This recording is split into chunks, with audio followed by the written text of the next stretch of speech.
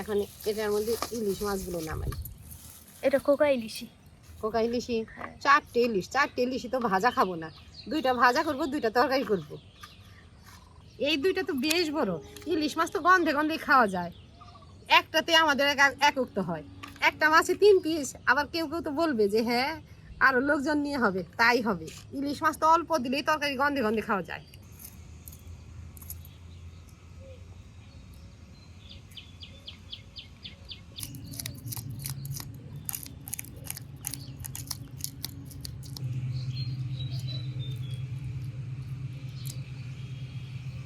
মাছ ছোট হোক আর বড় হোক, কাটার পদ্ধতি তো একই। এই যে কান কোটা ফেলে এটা উঠে বের হলো না, তারা বের করবো। আর লেজাটা তো সেই ছোটবেলা থেকে ঠাকুমাকে যেমন করে কাটতে দেখছি অমন করেই কাটি। ইলিশ মাছ ছোটই হোক আর বড়ই হোক, এইটুকু ফেলে দিতে হয়।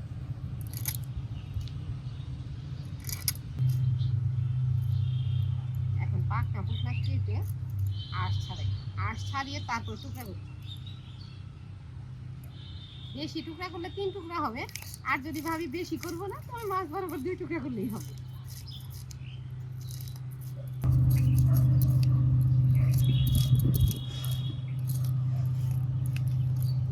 এখন চামড়া এখন না হলে কি হবে, মাছ ভাজার সময় না এগুলো তেলে দিলেই ওই কাটা কুটা বেরিয়ে যাবে।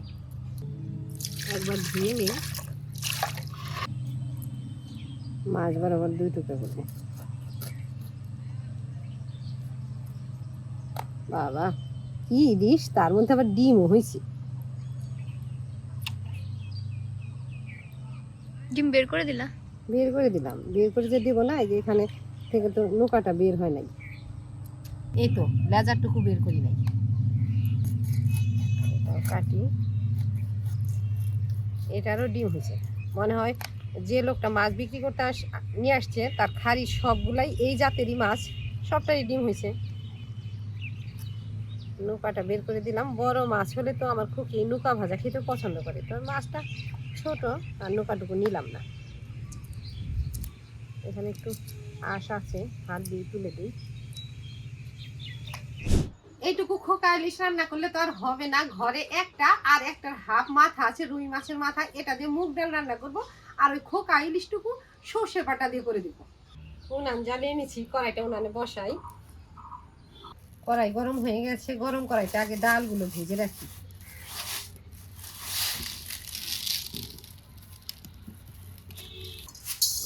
কড়াইতে দিলাম,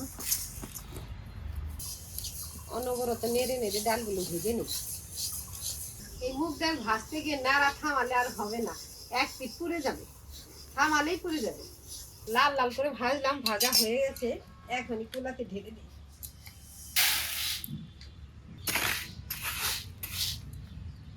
মাছের উপরে দিলাম নুন, এখন দিই হলুদ গুঁড়ো। কড়াইতে সর্ষের তেল দিলাম। আগে রুই মাছের মাথাগুলো ভেজে তুলে রাখবো, তারপরে ইলিশ মাছ ভাজবো। ওই ভাজার উপরই সর্ষে বাটা দেবো। এদিকে মাছ ভাজা হবে আর সর্ষেটা বেটে নিই।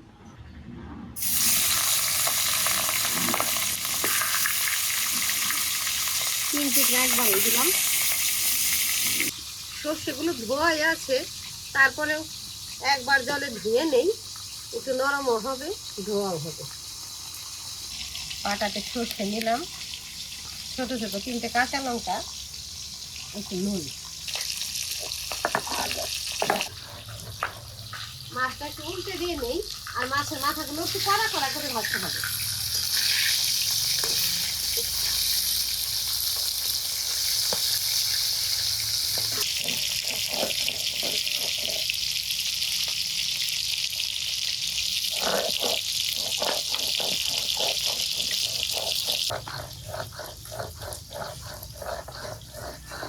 সর্ষেটুকু খুব মিহি করে বাটলাম, তেলের থালাতে নামিয়ে রাখি। রুই মাছের মাথা কড়া কড়া করে ভেজে নিলাম, এই যে একদম লাল লাল হয়ে গেছে। এখনই নামিয়ে দেব। এখন এই তেলে ইলিশ মাছ ভাজি।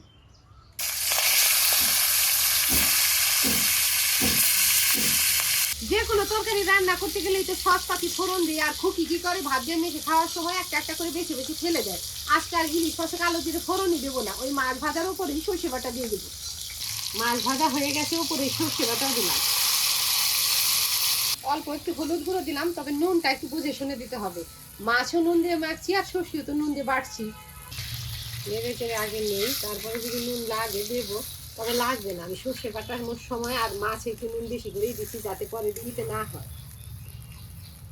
2টা কাঁচা লঙ্কা, সর্ষে বাটার তরকারিতে কাঁচা লঙ্কা গরম ভাতে ডলে খেতে তো খুব ভালো লাগে। 2টা কাঁচা লঙ্কা দেবো, ভেঙে দিলাম, অল্প কাঁচা সর্ষে তেল দিয়ে দিই।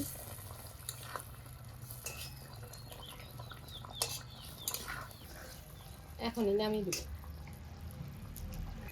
রান্না হয়ে গেছে, নামিয়ে দিলাম। এই উনানে এখন ডাল বসাবো। আজকে ভাতের হাঁড়িতেই ডাল রান্না করব। এই হাঁড়িতে ডাল রান্না করলে ডালটা তাড়াতাড়ি গলে যায়। উনানে রান্না করি আর কত হাঁড়ি কালি করব, এগুলো তো আমার মাছতে ঘষতেও হয়। হাঁড়ির জল প্রায় গরম হয়ে গেছে, এখন ডালগুলো ধুয়ে দিয়ে দিই।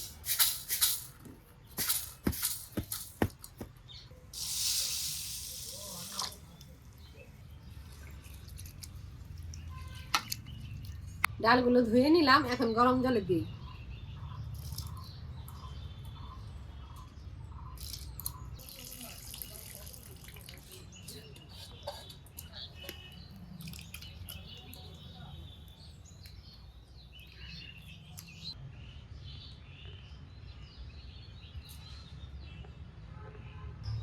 ফ্যানটা ফেলে নুন দিয়ে দিব।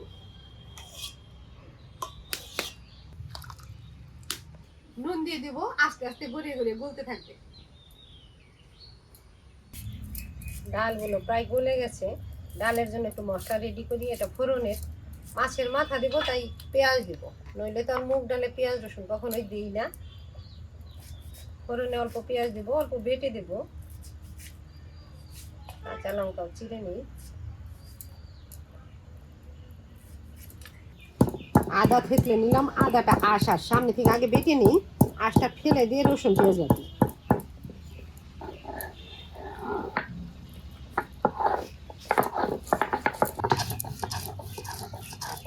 রসুনও বেটে নিলাম। মাঝে মাঝে খুকি জিরের গুঁড়ো করে দেয়, ওই জিরেটা ভেজে দেই, গুঁড়ো করে দেয়, ওটা দিয়ে 2-3 দিন চলে। তো এখন আর জিরের গুঁড়ো ঘরে নাই, আজকে জিরে বেটেই দেব। পাটাতে জিরে নিলাম,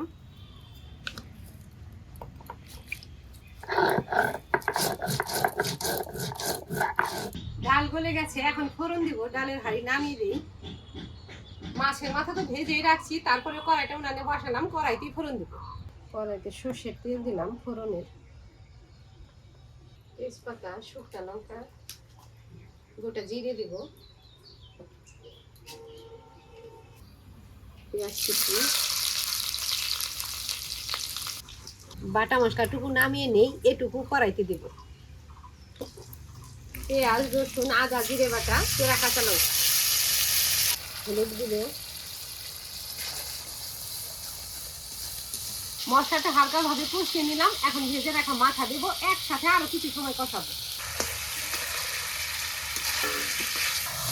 মশলার উপরে নেড়ে চেড়ে নিয়ে খুন্তি দিয়ে একটু ভেঙে দেব।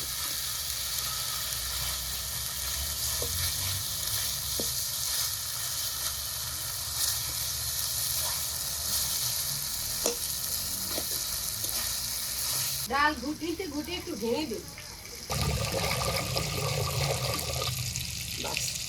কষানো মাথার উপরে এখন ডাল ঢেলে দেব।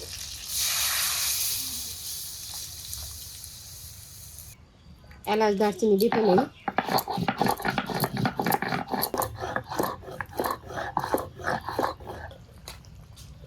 নামিয়ে নিলাম, ডালের উপরে দিয়ে দিই।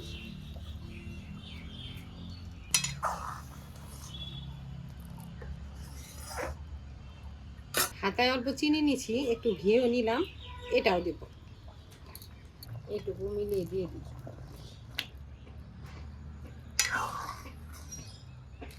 রুই মাছের মাথা দিয়ে মুগ ডাল হয়ে গেছে, এখনই নামিয়ে দিব, আর উনানে ভাতও বসিয়ে দিব।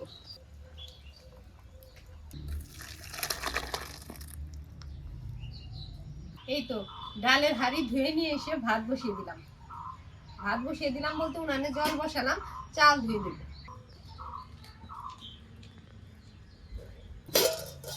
চাল ধুয়ে নিয়ে এলাম, চালটা দিয়ে দিই, জল গরম হয়ে গেছে।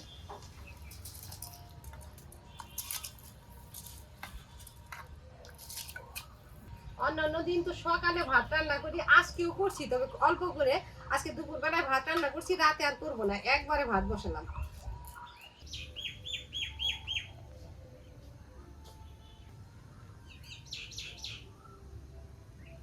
গরম ভাত আর ইলিশ মাছের তরকারি, খোকা ইলিশ মাছের তরকারি। খুকি আর এখন ডাল খাবে না। না, এই তো ডাল রাতে খাইরো। ঠিক আছে, এখন এই সর্ষে দিয়ে গরম ভাত মেখে খাও।